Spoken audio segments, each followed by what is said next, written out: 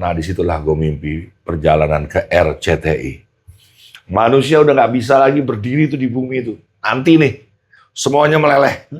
Jadi manusia dengan otak itu semuanya bikin lorong-lorong ke bawah. Sampai ke bawah. Tapi air tuh nyikat semuanya yang ada di lorong-lorong, selesai. Kok gimana gue sekarang nggak sholat dan meninggalkan sholat. Bahkan karena Allah. Iya. Aja nih 15 menit lagi gue udah wudu. Allah.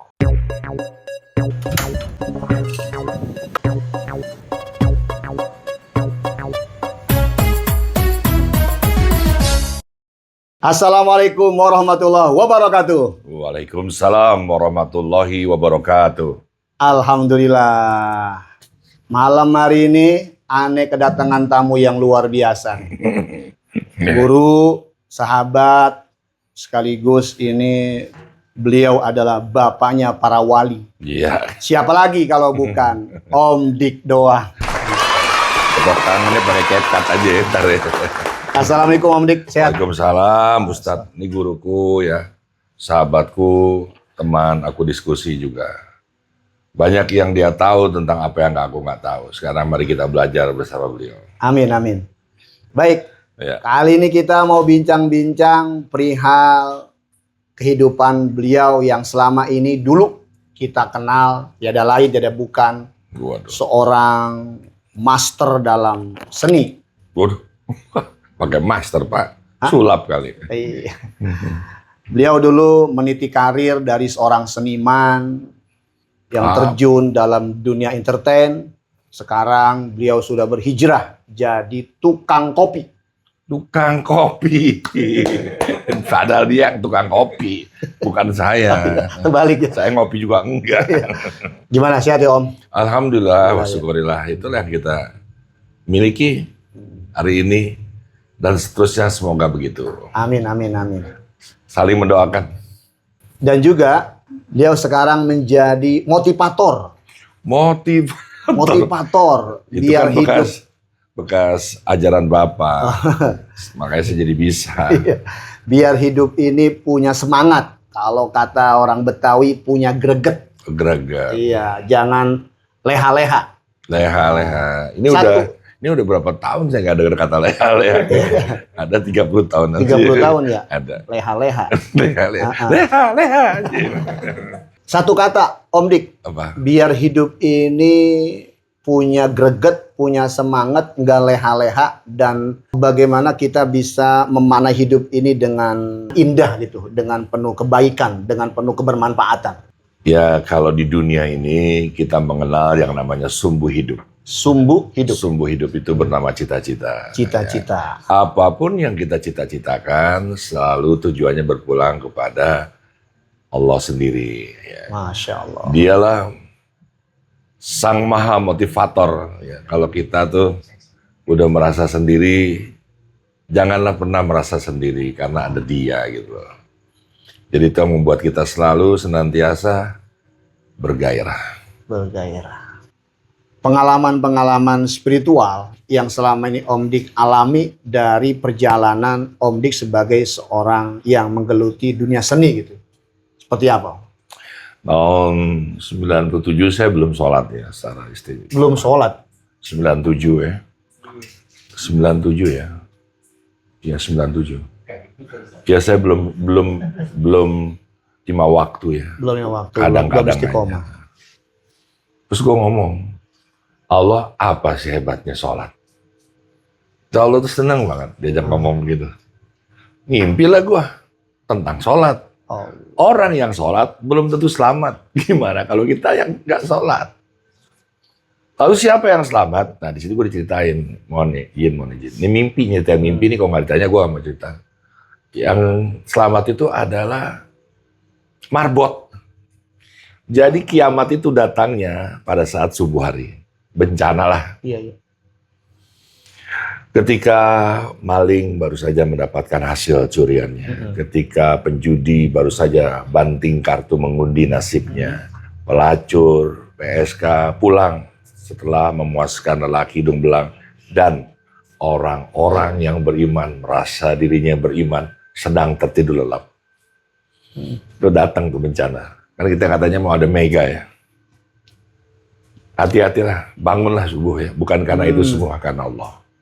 Nah, gue tanya nih sama orang yang selamat ini, di pucuknya apa Masjid. ya, masjid, Menara.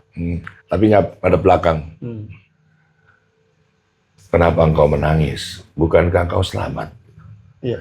Dia cuma bilang gini, lihat ke depan, buset, lu bisa 300 tahun lagi hidup. Semua mineral tercampur oleh uranium, uranium mencampur lagi. Nunggu clear itu bertahun-tahun, Pak.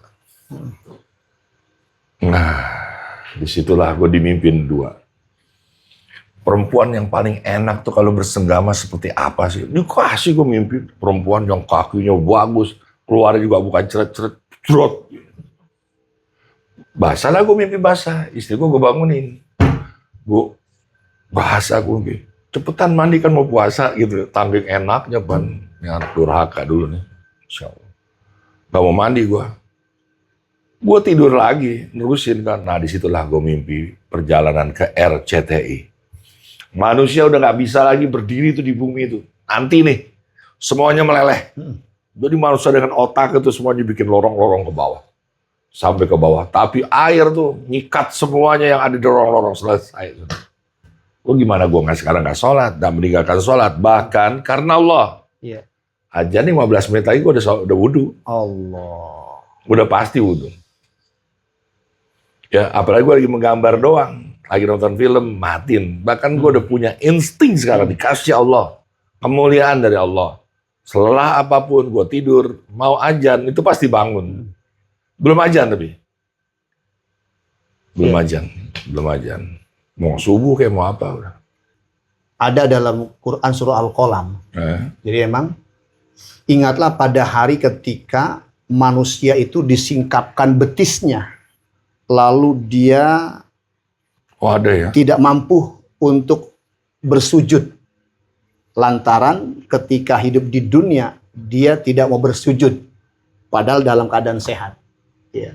Nanti kita di padang mahsyar itu, Allah perintahkan untuk berdiri, untuk ruku, untuk sujud. Tetapi nggak mampu. Kenapa? Karena waktu di dunia, waktu sehat, dia tidak melakukan sujud ruku kepada Allah. Seperti itu. Satu lagi, Pak. Gue tuh suka nanya dan ngobrol sama Allah. Allah, apa sih rasanya dicabut nyawanya? Bicara seperti itu? Iya. Gue dimimpin hampir 9 kali kali ya. Dan saksi hidup adalah istri kan. Itu gue sampai mental ke depan. Teman-teman mau tahu nggak isi mimpi itu apa? Tahu duren? Enak ya, suka duren. Nah, diikat pakai handuk. Lalu dimasukin ke perut. Ditarik ubun-ubun. Gimana gue nggak bisa. Nih gue cerita di sini ya. Gak ada gue cerita lain. Begitu gue ditarik nih ya.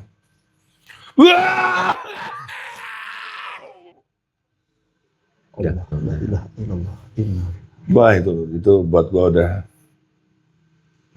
Dan itu nggak sekali. Betapa perihnya jika kita tidak menjadi umatnya Rasulullah yang udah dikasih tahu sholat untuk apa, ya. Puasa itu untuk apa? Syahadat itu apa gunanya? Pergi haji dan lain-lain. Ngeri.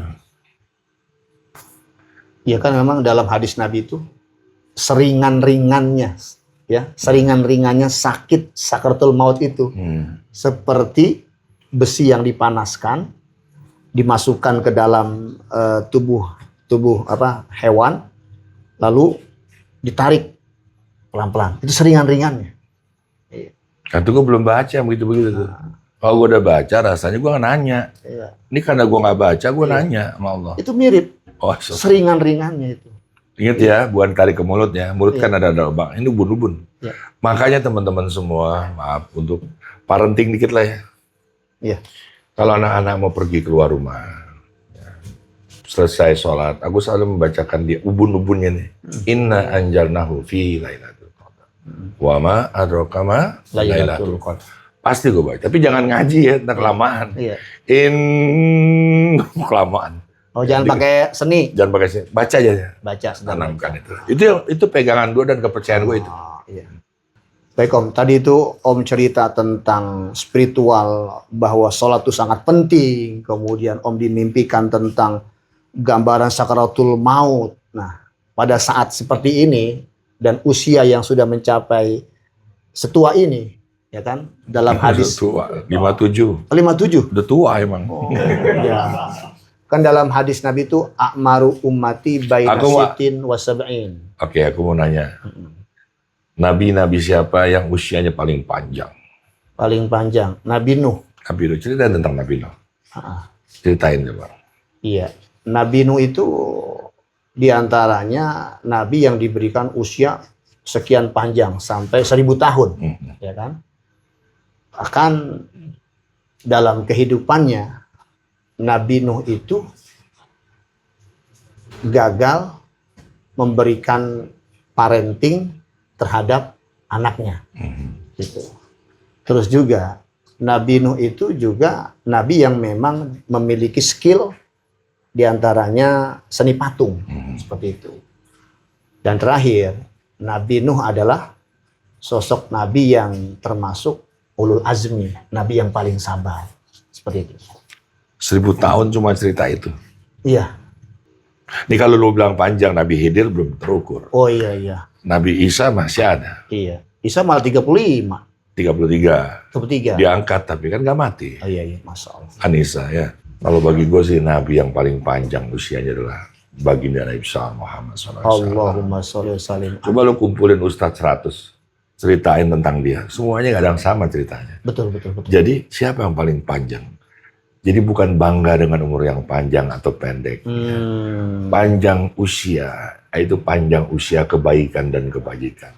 Iya, Buat iya. apa kita lama kalau dalam repotin warga, ya, bikin resah warga. Yang penting bermanfaat. Jadi kesolehan orang itu beda-beda, bro.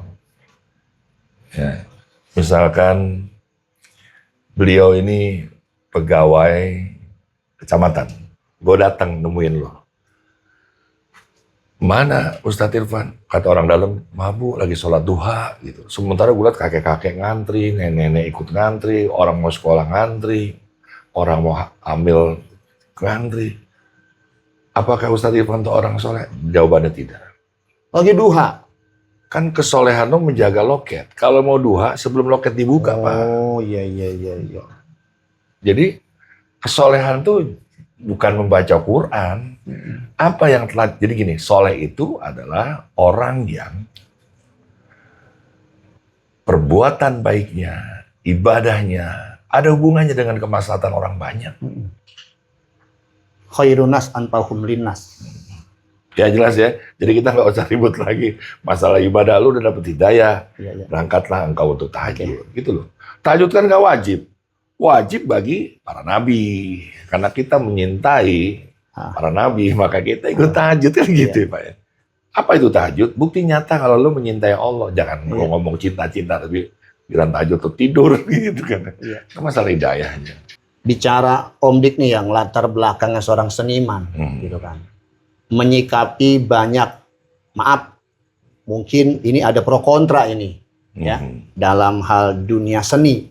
Ada orang yang istilahnya menganggap seni itu ya sesuatu hal yang memang mubah.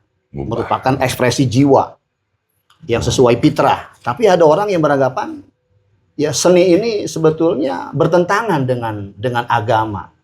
Nah, selama ini menjalani kehidupan yang Om jalani sebagai seorang seniman, bagaimana pendapat-pendapat orang yang menurut Om itu seperti apa? Yang pertama tuh yang ada orang mengatakan bertentangan ya. Bertentangan. Itu ngajinya kurang jauh. Ngajinya kurang jauh. Seni itu kan adalah keindahan. Keindahan. Keindahan itu pada awalnya sudah ada di surga. Surga itu indah sekali. Lalu dia jatuh terpercik menetes ke bumi. Masya Allah. Bumi itu awalnya indah. Tak terbilang indahnya, tak terukur, tak terperikan, tak terbandingkan gitu. Lalu di dalam surat Al-Baqarah kan dijelaskan ketika manusia akan diciptakan dan merusak isi bumi. Ya. Malaikat protes gitu.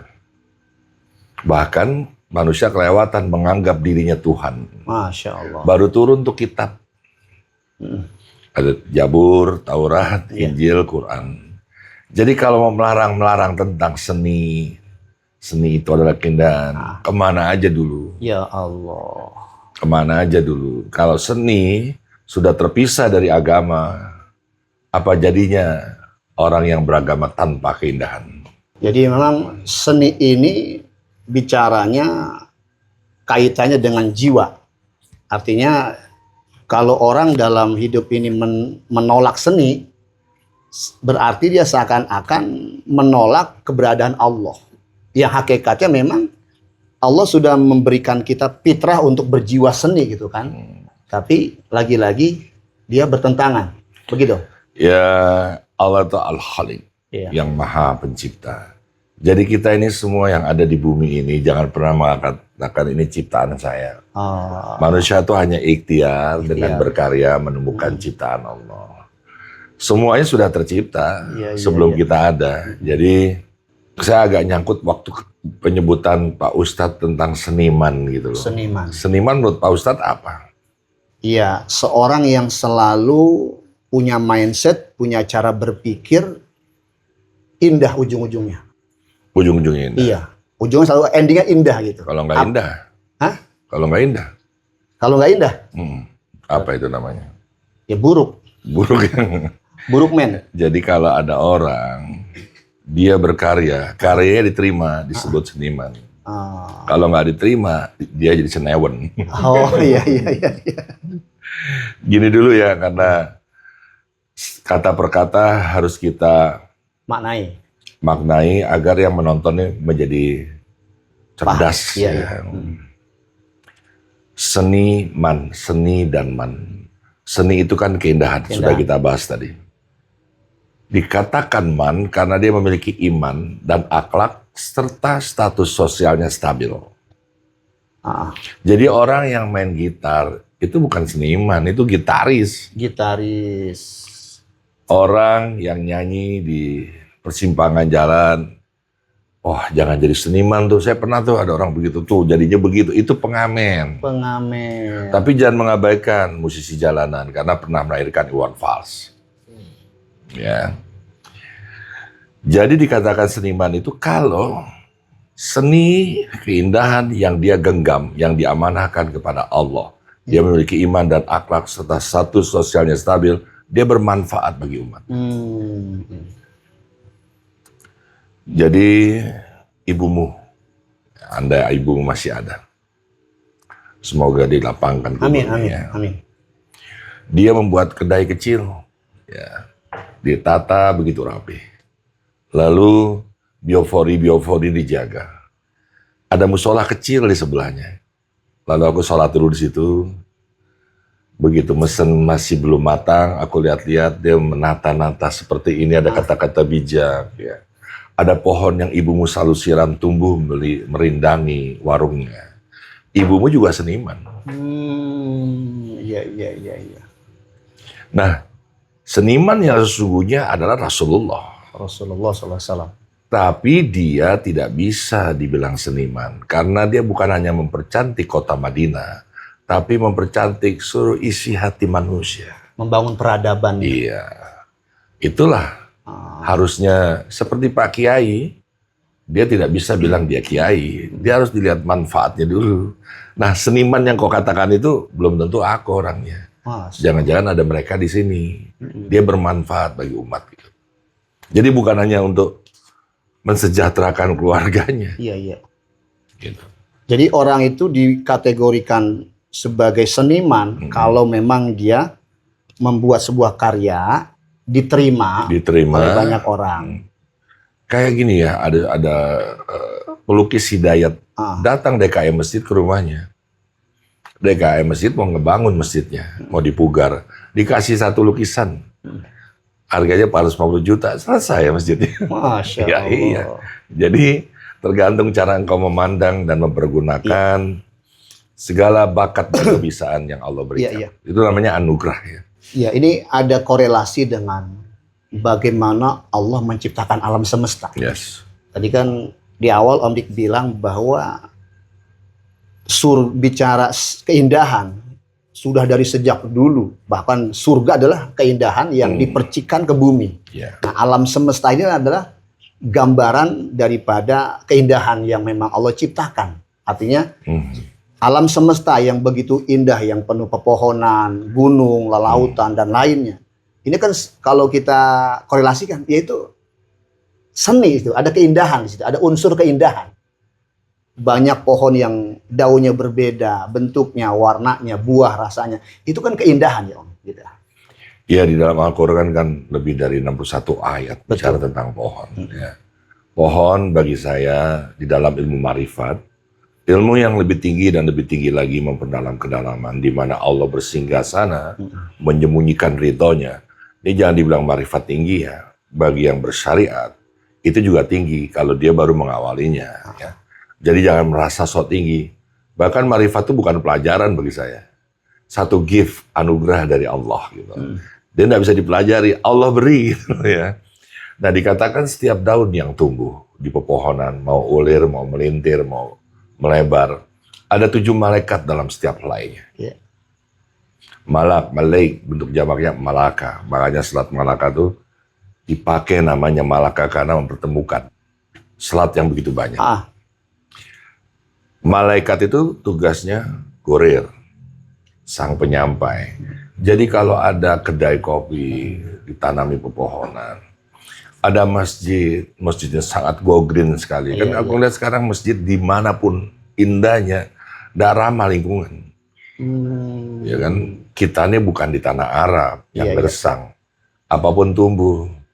Jadi kalau bisa dari mulai Nur, Masjid An-Nur An-Nabawi. An-Nabawi, dibikin lomba masjid yang paling go green di atas muka bumi ini. Gitu. Pasti itu berlomba-lomba. Sekarang nggak ramah, makanya masjid itu bukan surga, karena surga itu jannah. Jannah itu taman yang indah. Masya Allah. Lah tamannya di mana? Tamannya di mana, Pak? Iya. Nah jadi pepohonan dan tumbuhan serta bintang-bintang dia bersujud padaku. Surat Ar-Rahman ayat ke-6. Kita harus menjadi orang yang menyeimbangkan, karena Islam itu ya adil. Kalau engkau tidak berlaku adil, jangan ngomong Islam lah. Iya. Engkau bernapas dengan oksigen dari mana? Pepohonan. Tanam enggak, berangkat subuh, nitip, buang sampah, lempar di komplek orang. Terus kita merasa bahwa diri kita beragama gitu. Enggak ya. Agama itu apa sih teman-teman? Agama itu, kalau engkau berjalan di suatu jalan yang indah, tiba-tiba ada sampah, itu bukan sampah kamu. Iya. Tapi kamu ambil dengan tangan kamu. Iya. Lalu kau singkirkan di tempat yang seharusnya. Itulah agama. Apakah orang beragama udah bisa melakukan begitu? Nah, yang kedua, kamu jalan lagi di tempat itu. Di tempat yang sama, ada sampah lagi. Iya. Kamu pungut lagi. Nah, yang kedua, kamu mengikrokan. Ini kenapa ketemu sampah ini melulu ya? Iya. Ternyata dipukul bunyi jadi alat musik. Nah, itu yang disebut ihsan. Orang yang sudah mampu melihat keberadaan Allah, sekalipun dia melihat sampah ada di situ. Bukan berarti Allah sampah. Karena Allah itu yang maha indah. Semuanya nampak jadi indah. Iya. Ya, berarti kalau saya simpul lagi dong, bahwa hidup ini memang harus selalu menjaga hati. Artinya gini, orang kalau hatinya bermain, dia akan hidup fitrahnya. Iya, bahwa memang ya keindahan itu kan fitrah dari Allah. Iya. Kadang banyak ya, ada dalam sebuah kitab Ihya Ulumuddin kata Imam Ghazali, orang yang tidak bergetar hatinya dengan suara, dengan nada, dengan irama, itu menandakan fitrahnya itu mati, nggak bisa diobati gitu Om. Ya, berarti kan kalau tadi yang Om bicarakan itu bahwa ketika orang itu bermain dengan hatinya, dengan jiwanya, ya semua orang bisa jadi seniman gitu. Keren banget Ustaz. Iya. Jadi gini ya teman-teman yang membenci seni ya. Bangsa Arab tahu dong? Tahu. Kasar banget kalau ngomong. Begitu ada seni membaca kitab, tidak ada bacaan kitab yang demikian indah seperti orang Islam bahkan diperlombakan. Orang Arab tahu dong, makanya daging, hidup di gurun. Bukan hanya kersang hatinya, kasar orangnya. Begitu ada seni mendakwah, dia menaklukkan Persia. Di Arab itu perempuan tuh apa istilahnya ya? Budak. Iya. Ya, budak seks, ya, budak lah. Tapi ketika masuk seni berpakaian muslimah, tidak ada wanita yang dihormati sebagaimana dia menggunakan pakaian Yang syar'i. Huruf kaligrafi, ya. Dulu seninya di Arab itu, kamu lihat perhatikan, bukan huruf Mesir, huruf Arab. Iya. Acak adut. Iya. Tapi begitu masuk seni kaligrafi, Iya. pertanyaannya apakah ada tulisan yang demikian indah? Mengalahkan seni kaligrafi, nulis la ilaha illallah bisa tumpang tindih orang terbaca itu. Betul. Itu seni itu. Iya, betul. Jadi memang gini Om, kalau bicara seni kan ada macamnya Om. Ada seni rupa, Seni rupa, seni ada patung, seni lukis, seni patung, kayu, pahat, seni grafis, seni suara gitu kan. seni suara, seni tari, Iya. seni Memang perfilman. yang jadi permasalahan, misalkan kayak ini nih, ada foto orang ganteng Om, ya kan? Itu ya ente kan? Oh iya ganteng. Iya. Iya. Ya banyak Tolong orang. diperbesar ya, tolong diperbesar ya. Terus dikirim pendapat Anda di sini. Apakah benar ganteng atau mata dia katarak? Iya. Ya banyak orang mempersoalkan masalah-masalah kayak patung, terusnya foto. Om jadi kan bikin lukisan abstrak kan? Abstrak gitu kan. Nah, itu. Nah, selama ini yang Om jalani itu bagaimana? Komen-komenan orang atau selama ini Om berguru dengan yang Om dekat kayak maaf saya sebut misalkan Buya Arozi seperti itu. Om. Baik. Sahabat, ini kisah nyata ya. Ketika aku berpameran di salah satu bank. Ada orang, ya pasti Islam lah. Dari perawakannya ya kelihatan. Haram itu. Di depan orang banyak dia berbicara. Apa tuh? Dia apa? Pameran apa Om? Lukisan. Lukisan. Lukisan karyaku itu. Haram dia bilang. Spontan dibilang haram? Haram. Di depan orang-orang. Itu kan berarti bukan nasihat. Nasihat itu hanya berdua. Betul. Kalau menjelekkan orang lain yang tidak berkepentingan mendengar. Terus saya panggil. Kenapa haram? Itu gambar orang. Ya sudah, ini haram. Mana dompet kamu? Aku bilang. Coba semua yang gambar orang. Iya. Yang ada gambar Soekarno, Hatta itu. Iya. Kasih ke saya. Bukan Kasih. Wah. Jadi maksudnya gimana nih? Gitu. Jadi teman-teman, Allah itu yang maha cerdas. Iya. Gak mungkin dia mengatakan ini adalah hidup dan disuruh menghidupi yang mati misalnya. Allah jangan dibodoh-bodohi lah. Dia tahu ini foto. Ya. Jadi dulu saya pernah ke Museum the Louvre. Zaman Renaissance ketika Isa masih dianggap Tuhan. Untuk menjelaskannya memang digambar semuanya. Ada gambar salib, ada gambar cahaya. Ya. Kan Islam turun setelah itu. Udah tahu bahwa gambar itu, patung itu tidak lagi disembah. Iya. Ya, itu hanya estetik aja.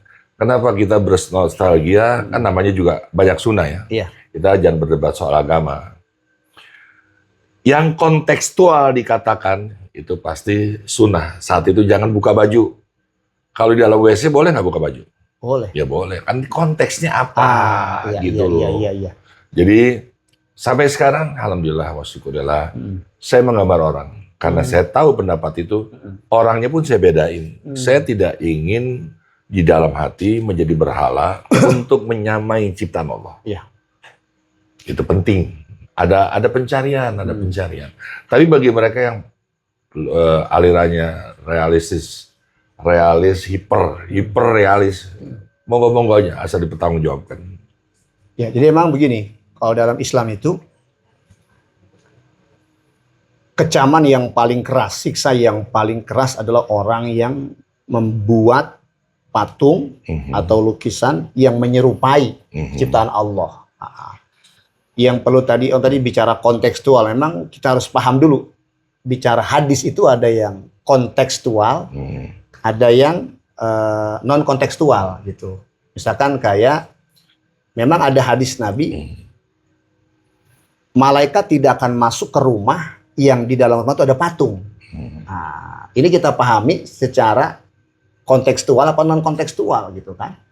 Ketika ada orang di rumahnya ada patung, apakah patung yang di rumah itu memang dia miliki untuk disembah atau hanya sebatas sebagai unsur keindahan? Nah, kalau memang hanya sebatas unsur keindahan dan memang tidak mengkultus, tidak menyembah, itu mubah-mubah saja gitu.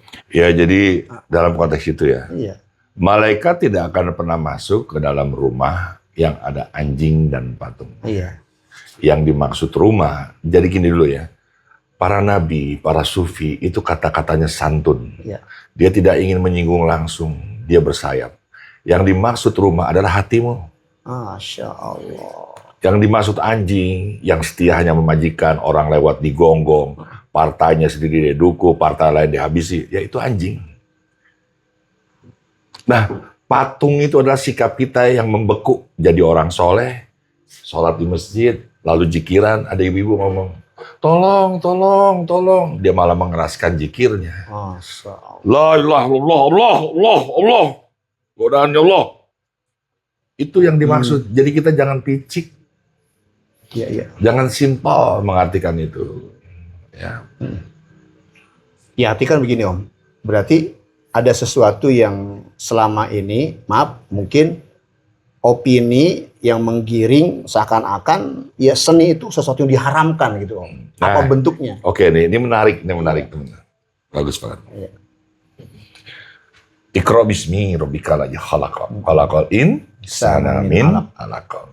Jawab ya. Iya. Anak kecil baru bisa berjalan. Usianya kira-kira berapa tahun? 2 tahun. Ada nggak yang setahun?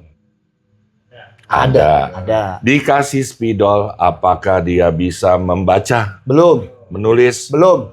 menghitung? Belum. Dengan spidol, apa yang dia bisa? Coret-coret. Nah, kan Iqra.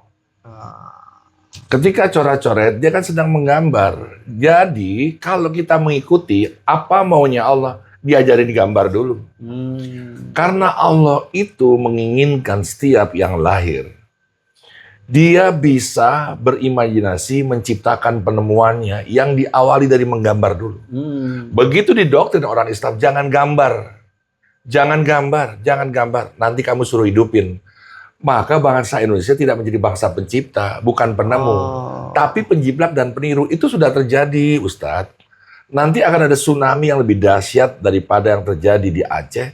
Tapi bukan disebabkan karena gelombang air, tapi karena kebodohan orang-orang Indonesia yang tidak bisa menciptakan sesuatu yang baru. Itu kan doktrin. Islam nggak segitu sempit. Nih sekarang saya mau tanya jujur ya. Di depan kita ada Masjid Nur An-Nur An-Nabawi. Itu diginiin aja, dilihat jadi, apa di-sketch dulu, digambar dulu? Digambar dong. Jelas kan? Iya. Jadi kalau tidak ada anak-anak yang terakhir bisa menggambar lagi, tidak ada penemuan. Wah, iya benar. Coba zaman kekhalifahan. Sekarang saya mau nanya, siapa penemu pesawat terbang? Orang Barat mengklaim penemu pesawat terbang adalah Wright bersaudara. Tapi kan Abbas Ibnu Firnas dari abad ke-6 udah menemukan. Karena jangan bangkit kejayaan Islam, jangan bangkit kejayaan kekhalifahan. Habis semua dunia ini. Iya. Mengertilah teman-teman. Seni kaligrafi yang ditulis, yang kau baca, yang kau katamkan itu apa? Iya. Iya, jadi emang gini Om. Jadi orang itu kadang-kadang terjebak dengan hadis yang tekstual, bukan kontekstual.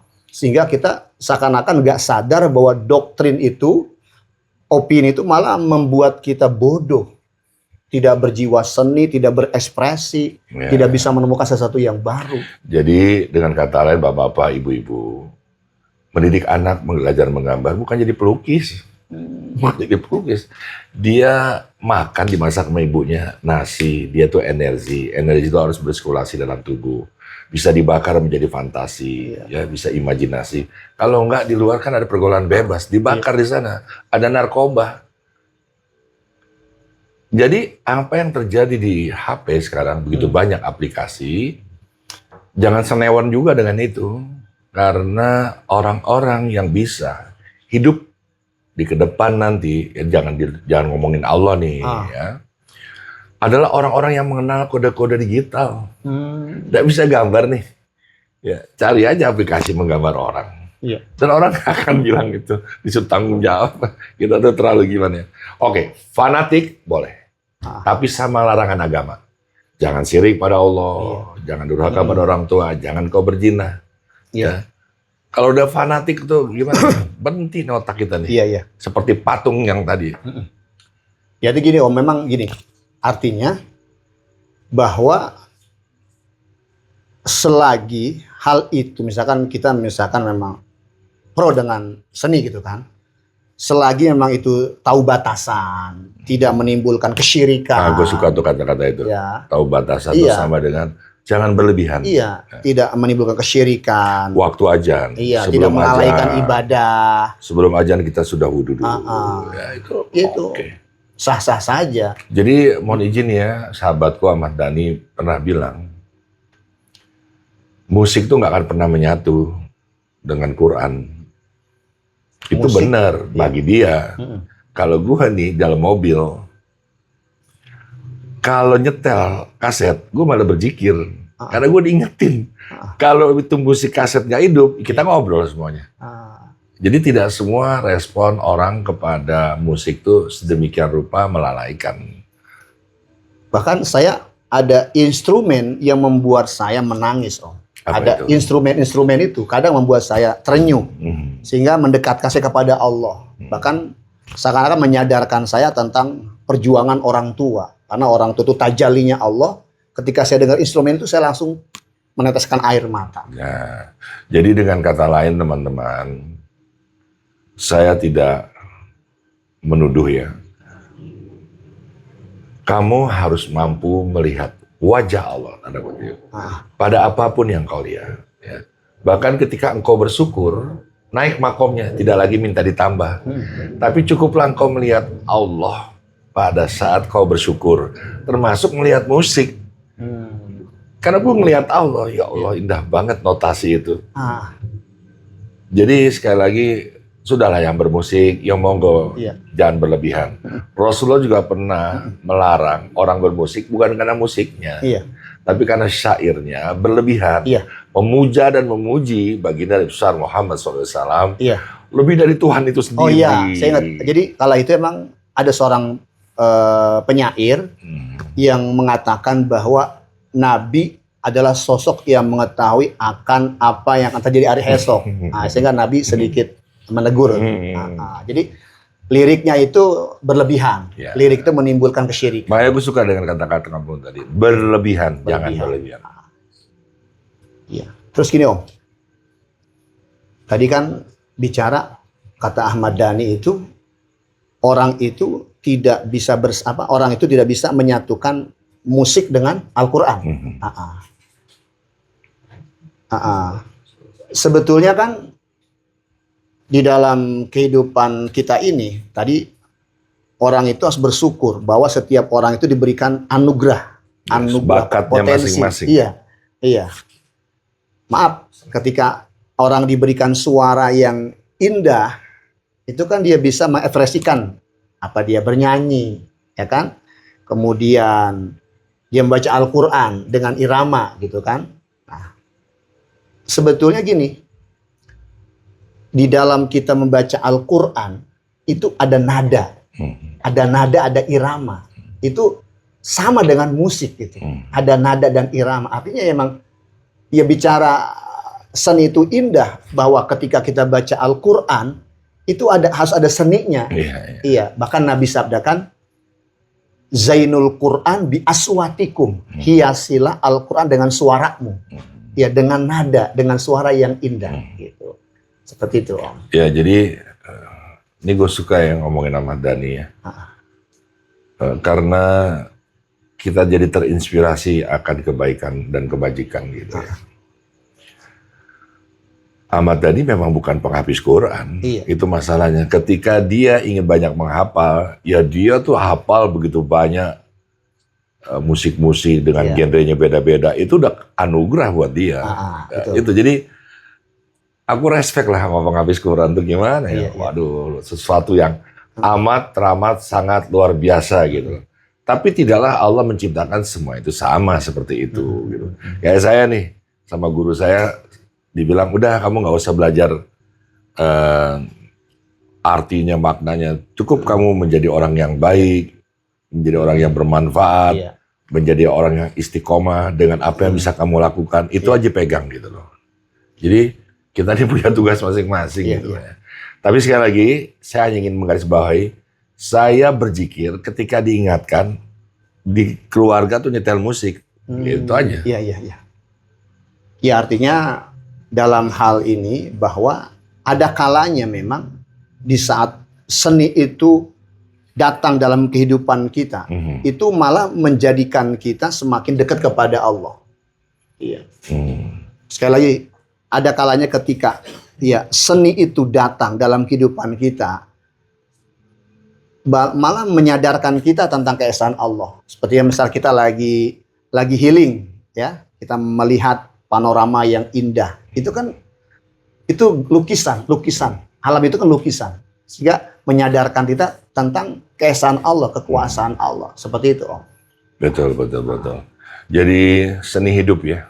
Iya. Hidup adalah proses bagi saya. Dan proses itu adalah perubahan. Perubahan itulah yang menandakan kita hidup. Jika ada orang hidup nih sekarang, tapi takut akan perubahan, sesungguhnya dia sudah mati. Atau ya dia tetap hidup, tapi dalam kemiskinan jiwa dan hati.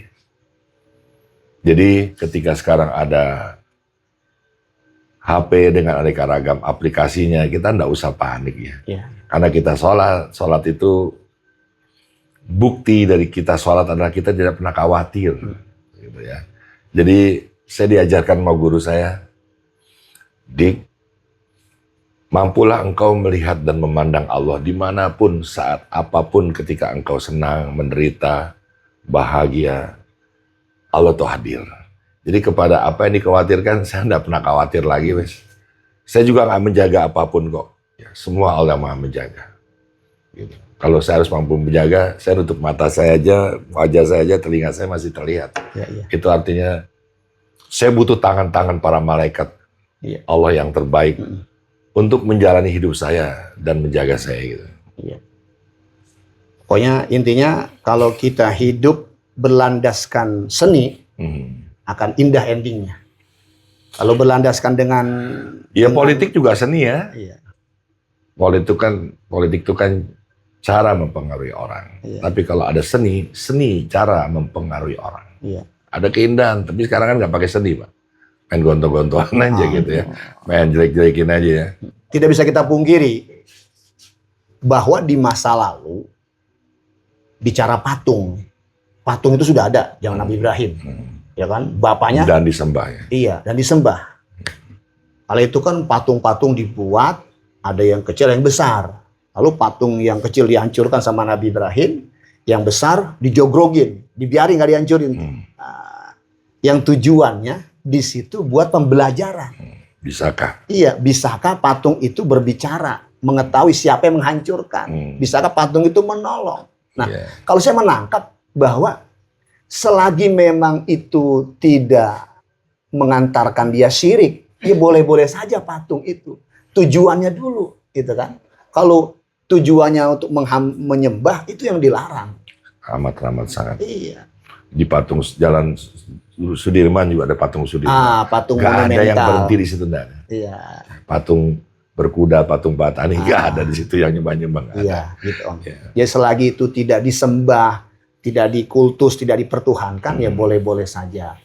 Iya. Kemudian di masa lalu itu ada yang namanya seni suara.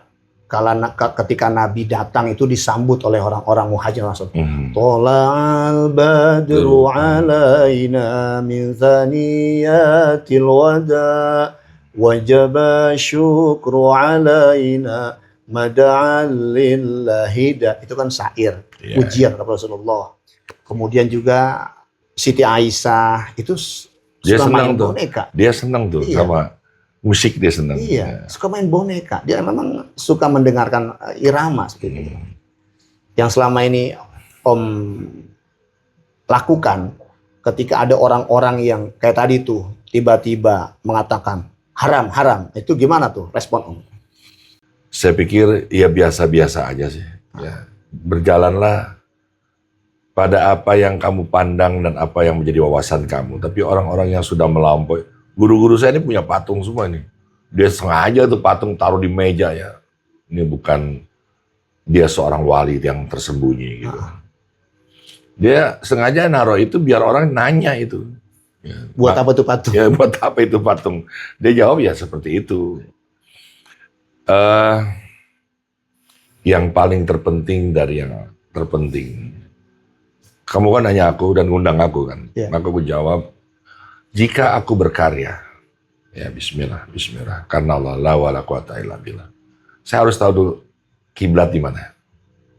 Kiblat di mana? Lalu ku baca Al-Fatihah dan ku berzikir, ya Holi, ya Bari, ya Musawir. Ini nggak boleh pisahnya. Sampai nama-nama yang indah-indah ini tenggelam dalam kanvas dan lukisanku. Maka itu sama saja aku memindahkan cahaya dari yang maha bercahaya, pindah ke karyaku.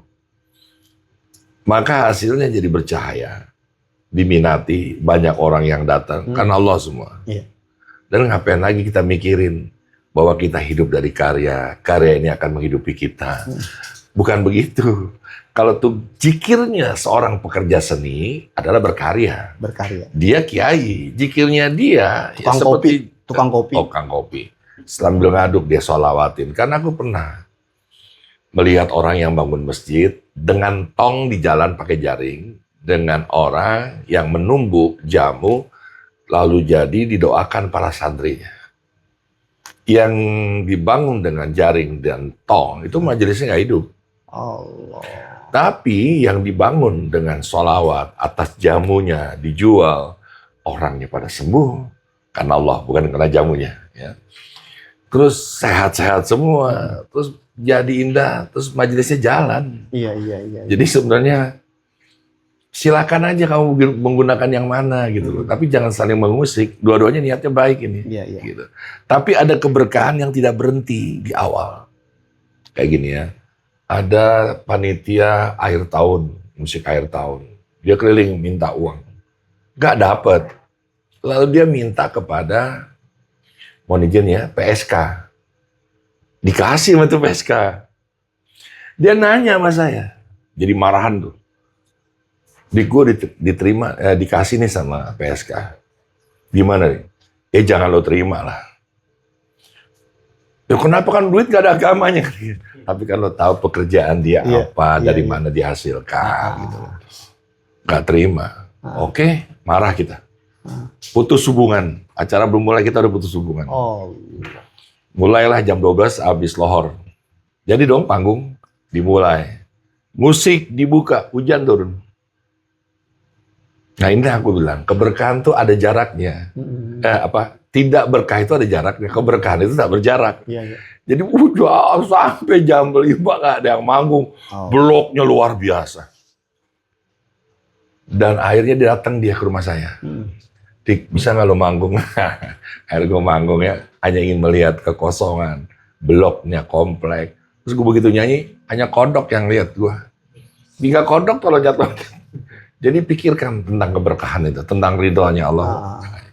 Harus dari sesuatu yang punya pengetahuan. Gitu. Iya. Bukan kita menyindir orang merasa diri kita suci, bukan. Gitu. Ya, artinya kan hidup ini emang apa kan 3 unsur nih. Ada kebenaran, kebaikan, keindahan. Itu yang tidak boleh kita abaikan. Ya, dengan kebenaran kita akan mengetahui sesuatu yang sifatnya ilmiah, ilmu, ya kan? Kebaikan sehingga kita bermoral, beretika. Keindahan kita dengan keindahan kita bisa menemukan seni.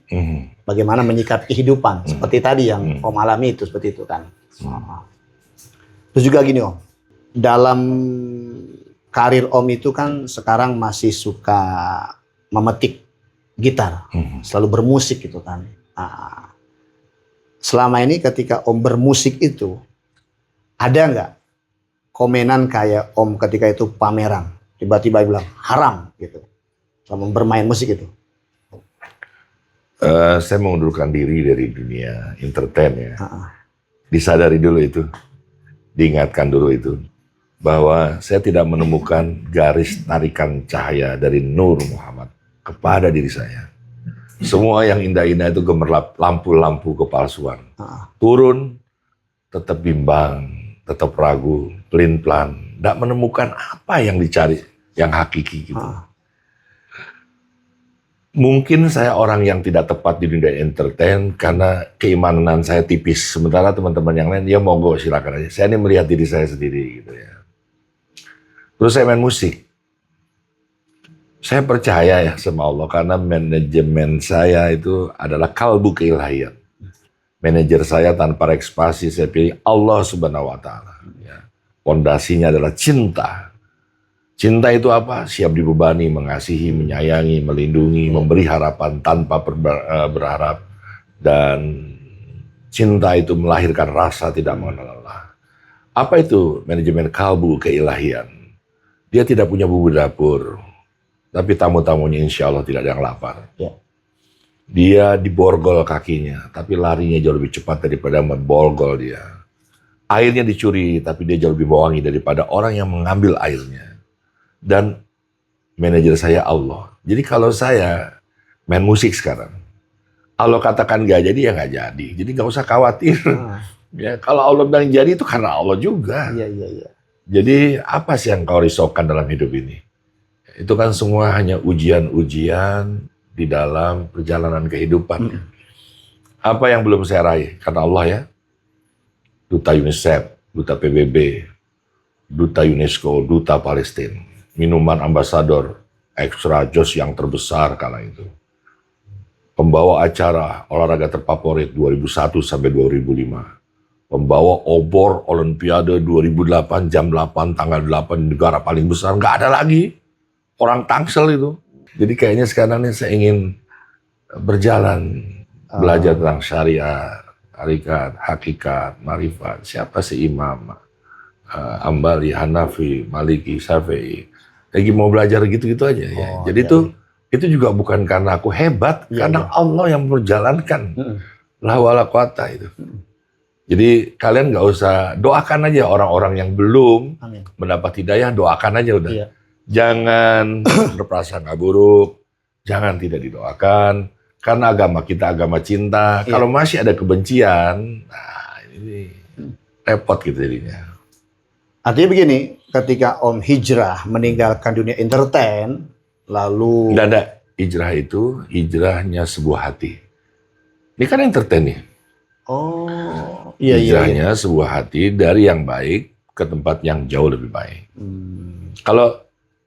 Kalau entertain itu kan teknis. Teknis itu ibarat orang berdiri di bayangan yang kosong. Ini sekarang kamera pakai HP. Ya. Sementara orang pakai kamera-kamera yang gede. Iya. Apa bedanya? Oh iya, teknis saja ya. Teknis saja itu Pak. Oke. Ya arti gini, bahwa selama ini Om itu sebetulnya hanya menghijrahkan hati. Artinya tidak meninggalkan apa yang dulu Om pernah lakukan. Iya, karena itu tetap berjalan. Cuma tidak seperti dulu. Allah tahu bagaimana lemahnya hatiku. Nggak dipanggil lagi semuanya ke situ. Gitu. Mau paksa-paksa juga nggak bisa. Iya. Itu penting teman-teman. Takutnya kamu mendunia itu gara-gara tuh lagu gue bagus gak? Iya. Jadi ada Tuhan baru. Ekspresi seni dia membuat dia angkuh dan sombong. Nah, jadi penyanyi itu ada dua teman. Kalau nyanyi terus dia nggak meledak, dia pasti rendah hati tuh. Ustaz apa kabar? Dia cium tangan. Tapi begitu dia nyanyi, meledak. Ada lingisnya di belakang Ustaz. Begitu jalannya. Dipanggil juga cuma noleh-noleh gini aja Ustaz. Allah. Ya makanya itu tuh seperti bacaan-bacaan kita aja dalam kehidupan ini. Jangan seperti itu kalau itu tidak baik.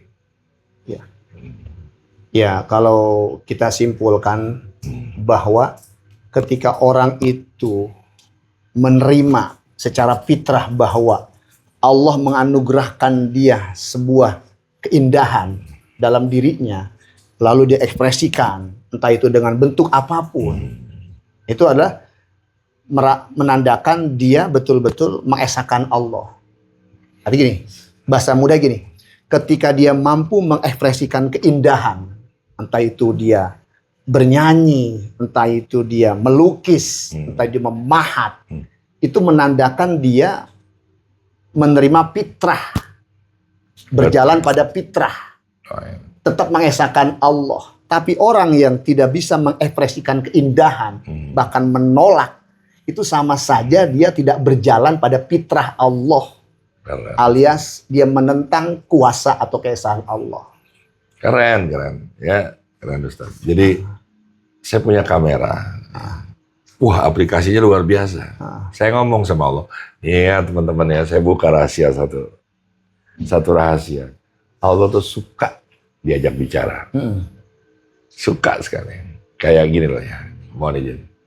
Allah, gue lagi punya uang 950.000 nih. Iya. Allah. Ini nggak ada suaranya. Tapi gue gedein. Karena ada entertain. Saya kok ingin jadi kekasihmu yang maha kaya. Malah aku dimiskinkan. Ya Allah. Ketawa ekspresi gue. Bahagia banget. Saya bikin kafe ya Allah. Tapi saya nggak punya parkiran. Apa hebatnya engkau ya Allah?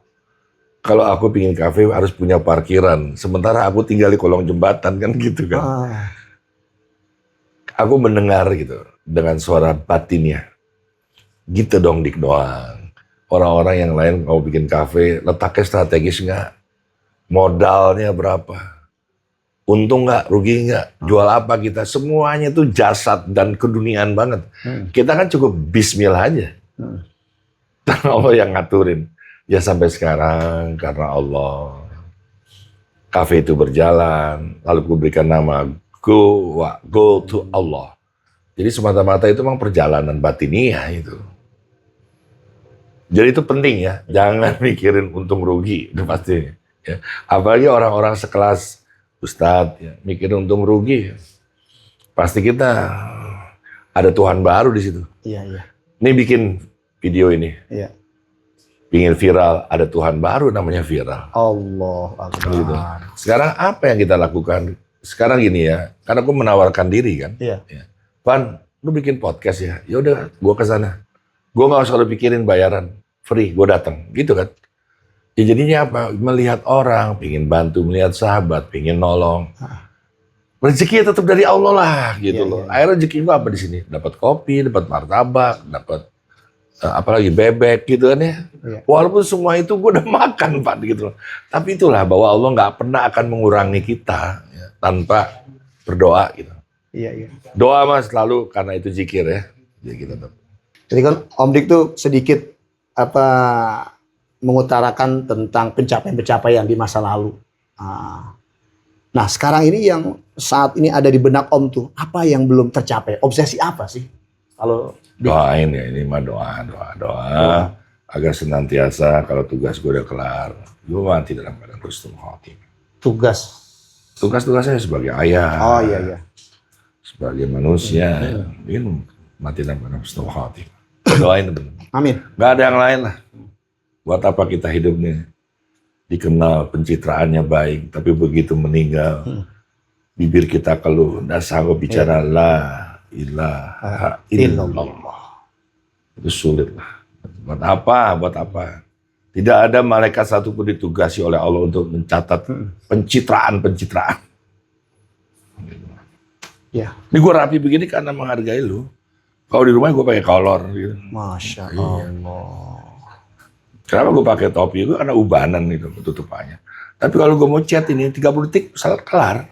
Iya. Kelar. Karena berbicara benih ya, bukan ikhlas ya. Benih ikhlas itu berat ya. Makin diomongin makin gak ikhlas. Baik. Ya. Jadi kesimpulannya hidup ini ketika kita mengikuti fitrah kita sebagai manusia atau menjaga kesucian, kelembutan hati, insya Allah kita tidak termasuk orang yang banyak menolak, menentang.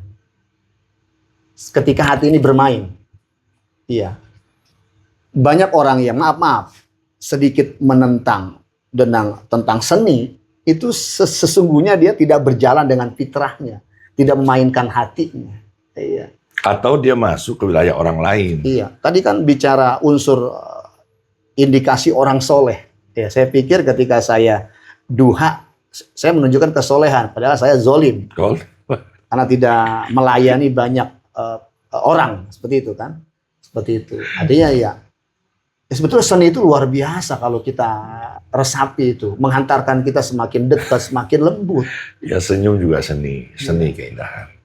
Tapi apakah senyum bisa terlahir begitu saja? Ya. Tentu jawabannya tidak. Senyum itu lahir dari manifest kekhusyuan kita beribadah. Makanya orang yang sudah ibadahnya beres pasti ketawa, senyum. Nggak ada susahnya. Ya kan begitu? Iya. Nah kalau dia ngajunya serius, ini apa serius? Orang serius tuh nggak kreatif. Cepat tua.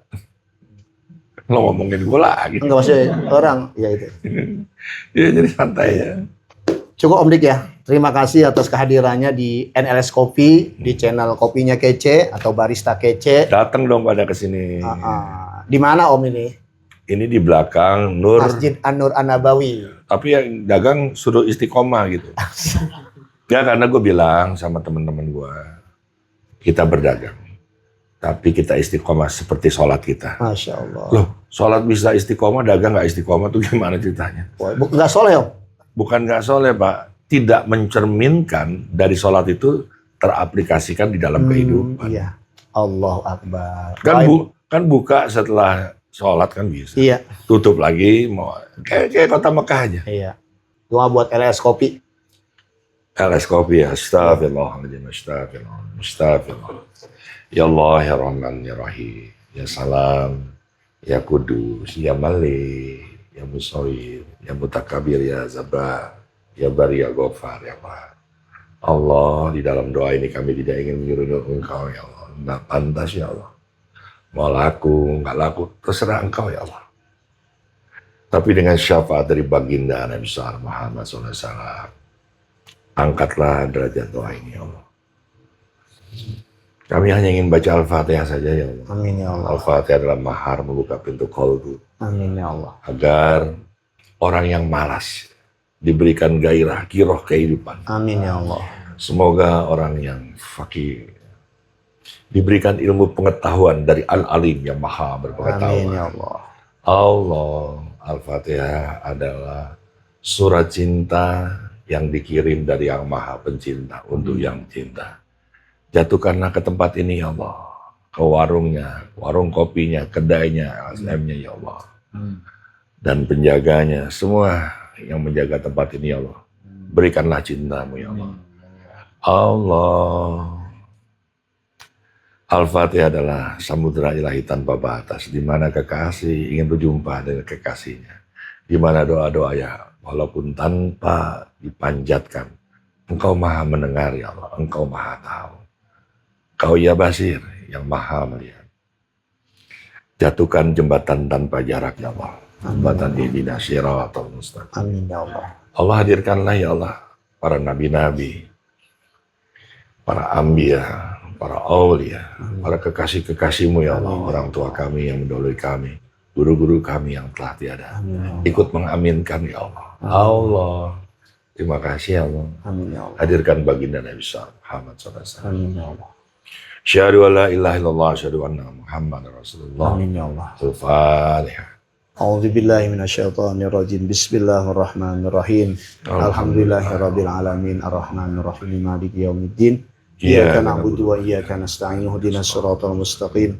Siratal ladzina an'amta 'alaihim ghairil maghdubi 'alaihim waladdallin. Rabbana atina fid dunya hasanah wa fil akhirati hasanah wa qina azaban. Amin. Terima kasih ya Allah. Terima kasih ya Allah. Engkau maha baik. Amin ya Terima Allah. kasih ya Allah. Amin ya Allah. Alhamdulillahirabbil alamin. Terima kasih Om Dik. Sama-sama, Ya, mudah-mudahan sama-sama juga semua. ya bincang-bincang kita ini membawa hikmah. Kopinya terima kasih. Oh iya, Masya Allah. Temen gue tuh bahagia banget. Amin, amin. Dia nggak pernah ngopi begitu tuh dipalitin gitu. Oh gitu ya. Iya. Baik, kita akhiri dengan hamdalah. Alhamdulillahirabbil alamin. Wassalamualaikum warahmatullahi wabarakatuh. Waalaikumsalam warahmatullahi wabarakatuh.